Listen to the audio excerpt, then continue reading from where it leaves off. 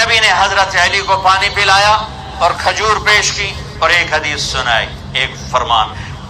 امام علی نے امام حسن کو پانی پلایا، کھجور کھلائی، حدیث سنائی۔ امام حسن نے اپنے بیٹے عبداللہ کو پانی پلایا، کھجور کھلائی، حدیث سنائی۔ انہوں نے اپنے شاگردوں کو پانی پلایا، کھجور کھلائی، حدیث سنائی۔ 1980 میں میرے استاد نے مجھے وہ حدیث سنائی، پانی پلایا، کھجور کھلائی، حدیث سنائی۔ میں نے اپنے شاگردوں کو جب وہ حدیث سنائی، پانی پلایا، کھجور کھلائی، حدیث سنائی۔ میرے اللہ نے تو اپنے حبیب کے ایک ایک ادا کو محفوظ رکھا ہے، ایک ایک ادا کو محفوظ رکھا ہے۔